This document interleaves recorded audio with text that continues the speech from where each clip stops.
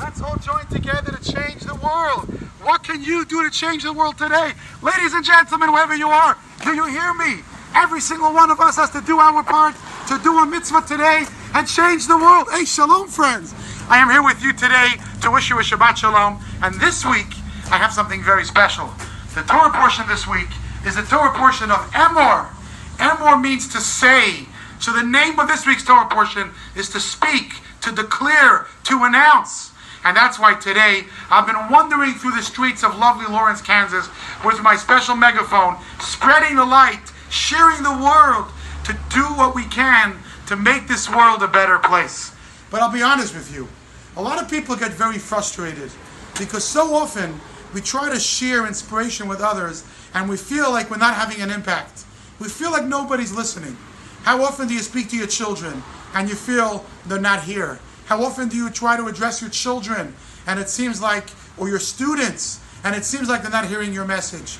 Or many of us, we preach on Facebook. We get up on our megaphones and we tell the world, this is wrong, this is right, why is this happening, why is that happening? But nobody listens. No one cares. The question is why?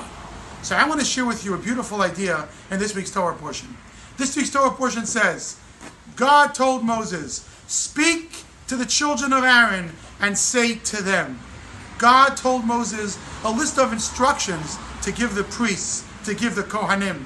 But interestingly, it says the word speak twice in the verse. Speak to them and say to them. And the commentaries ask, why the repetition? And the commentaries answer, there are two kinds of speaking. There is a speaking that ends as soon as you say those words. You give your announcement and then it gets stuck at a wall.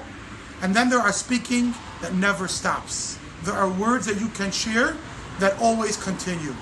When Moses told the priests, speak to them and say to them, what he was telling them is that it's not enough just to speak, but you have to ensure that your words last. And the way you do that is by ensuring that the person who's listening to you, whether it's your child, whether it's your student, whether it's your friend, you have to ensure that they hear your words as well. How do you do that? How do you make sure that the people around you internalize your message? The answer is so simple. It depends where it's coming from. If your words are coming from your ego, then it's only going to hit their ego and it's going to bounce right back. But if your words are coming from your heart, if you speak from your heart, it is going to enter their hearts. So true education, true impact means that you're able to inspire someone else, that they continue to share the same words that you have been sharing. It is my hope and my prayer that my own children are so inspired by my words that they continue to share the same message that I have been sharing, the same message that I try to share every single day. That is my hope.